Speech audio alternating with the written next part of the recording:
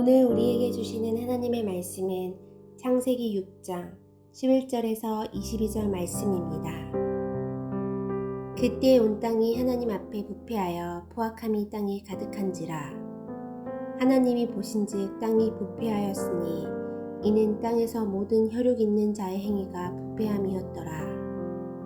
하나님이 노아에게 이르시되 모든 혈육 있는 자의 포악함이 땅에 가득함으로 그 끝날이 내 앞에 이르렀으니 내가 그들을 땅과 함께 멸하리라.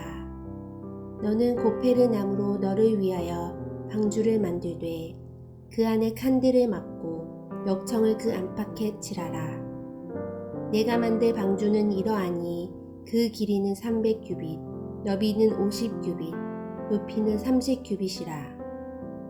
거기에 창을 내되 위에서부터 한 규빗에 내고 그 문은 옆으로 내고 상중하 3층으로 할지니라. 내가 홍수를 땅에 일으켜 무릇 생명의 기운이 있는 모든 육체를 천하에서 멸절하리니 땅에 있는 것들이 다 죽으리라. 그러나 너와는 내가 내 언약을 세우리니 너는 내 아들들과 내 아내와 내 며느리들과 함께 그 방주로 들어가고 혈육 있는 모든 생물을 너는 각기 암수 한 쌍씩 방주로 이끌어들여 너와 함께 생명을 보존하게 하되 새가 그 종류대로 가축이 그 종류대로 땅에 기는 모든 것이 그 종류대로 각기 둘씩 내게로 나아오리니 그 생명을 보존하게 하라. 너는 먹을 모든 양식을 내게로 가져다가 저축하라. 이것이 너와 그들의 먹을 것이 되리라. 노아가 그와 같이 하여 하나님이 자기에게 명하신 대로 다 준행하였더라.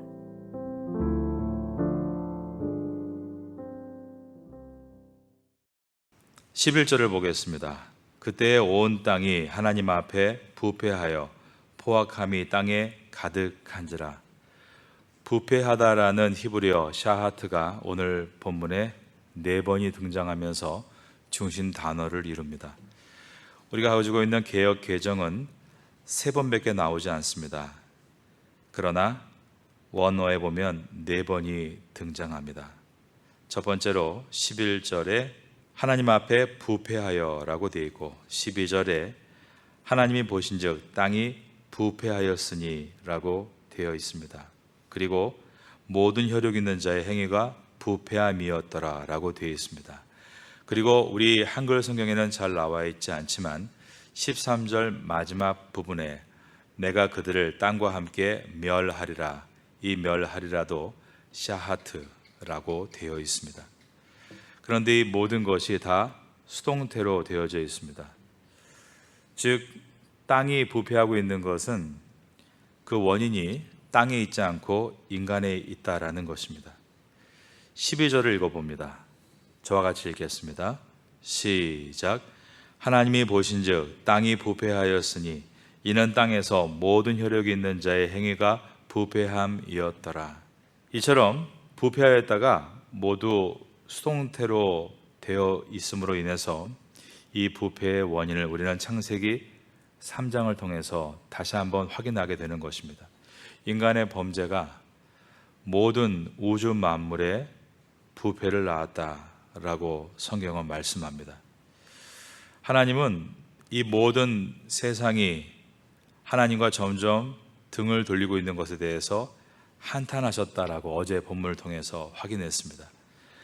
그리고 하나님은 그 년수를 120년으로 정했다라는 것은 120년 후에 이 땅을 심판하시겠다라는 말씀이었습니다.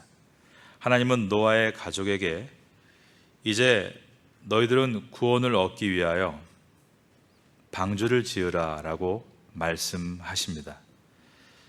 방주를 짓는 내용이 14절부터 이어져 갑니다. 14절을 보겠습니다. 너는 고페루 나무로 너를 위하여 방주를 만들되 그 안에 칸들을 막고 역청을 그 안팎에 칠하라. 어떤 성경에는 잣나무라고 되어 있지만 개역 개정은 원래 원어인 고페르 나무라고 표기한 이유는 이 나무가 무엇인지에 대해서 정확하게 알 수 없기 때문입니다. 고페르 나무로 지으라고 하셨습니다. 그리고 여기에 보면은 방주라는 단어가 나옵니다. 이 방주라는 단어도 오직 창세기에서 그리고 출애굽기에서만 나옵니다. 테바라는 단어인데 이 방주가 창세기에서는 노아의 가족을 구원하는 모습으로 나오고 출애굽기에서는 아기 모세를 담은 광주리를 상자다, 히브리어로 테바라고 말하므로 하나님께서 노아를 구원하신 내용이 들어 있습니다. 이 두 가지의 특징이 있습니다. 방향키가 없고 동력이 없다는 것입니다. 오직 하나님께서 그 상자를 지켜주셔야만 살아갈 수 있는 기구였습니다. 방향을 잡을 수도 없고 키를 만들어 원하는 대로 움직일 수 없는, 그리고 힘을 내서 동력을 낼 수 없는 상자였지만 하나님은 이 노아의 상자 테바를 지키셨고 아기 모세가 누웠던 갈대 상자 그 테바도 지켜주셨습니다. 우리들도 마찬가지입니다. 우리가 방향키가 없고 동력이 없다고 낙심할 이유가 없습니다. 세상이 자기 멋대로 흘러가는 것처럼 보이지만 그 험난한 물길 속에서도 하나님은 하나님의 사람들을 지켜나가시기 때문입니다. 오늘도 이 말씀을 묵상하시면서 주님을 바라볼 수 있는 성도가 되시기를 예수님의 이름으로 축원합니다. 15절을 보겠습니다. 내가 만들 방주는 이러하니 그 길이는 300규빗, 너비는 50규빗, 높이는 30규빗이라. 여기서 규빗이라고 번역된 히브리어는 아마입니다. 이 아마는 45cm 정도 되는 길이로서 팔꿈치에서 손끝까지의 길이였습니다. 이 아마 규빗이 45cm라고 생각할 때 따라서 300규빗은 135m, 50규빗은 22.5m, 30규빗은 13.5m가 됩니다. 그 다음에 16절에 보면 거기에 창을 내되 위에서부터 한 규빗에 내고 그 문은 옆으로 내고 상중하 3층으로 할지니라. 3층 구조물로 되어 있는 이 상자는 위쪽에 창문을 내라 라고 되어 있습니다. 이 창이라 번역한 히브리어도 자세히 보아야 합니다. 초하르라는 단어인데 이것은 오직 창세기에만 나오는 단어로서 이것이 창문인지 아니면 지붕인지를 이해할 수 있는 방법은 없습니다. 그런데 창세기에서 이것을 우리 한글 또 영어가 창이라고 번역을 한 내용은 아마도 이제 8장 6절에 들어가서 창을 여는 노아의 모습과 연결시키려는 의도입니다. 이처럼 우리가 노아의 방주를 상상하지만 상상일 뿐이지 정확하게 그 모양이 어떤지는 우리가 확인할 수가 없습니다. 그러나 중요한 것은 이 방주에는 오직 하나님의 은혜로만 진행이 되는 특수한 장비였고 이 방주에 탄 사람들은 모두 생명을 얻었다라는 데 있습니다. 주님께서는 이제 이 방주를 만들라라고 노아의 가족에게 명령하고 계십니다. 그리고 최초로 언약이란 단어가 여기에 등장합니다. 6장 18절입니다. 그러나 너와는 내가 내 언약을 세우리니 너는 내 아들들과 내 아내와 내 며느리들과 함께 그 방주로 들어가고. 하나님께서 언약을 세우셨습니다. 그 언약은 이 방주를 만들고 방주 안에 거하면 살리라입니다. 하나님은 최초로 내리신 언약이 노아의 방주였다는 것을 기억할 때 이것이 십자가와 연결된다는 것을 우리는 쉽게 이해할 수 있습니다. 노아의 시대 때는 물로 심판받았지만 세상의 마지막에는 불로 심판을 받으리라. 사람들은 노아의 홍수에 문이 닫히기 전까지 먹고 마시고 즐기며 믿지 않았지만 홍수의 심판이 실제로 있었던 것처럼 세상 마지막에 하나님의 불의 심판도 반드시 있으리라. 하나님은 하루가 천년 같고 천년이 하루가 같다는 것을 잊어서는 안 된다. 베드로 사도는 그렇게 말을 했던 것입니다. 이처럼 하나님의 언약을 붙들고 이제 노아가 방주를 만듭니다.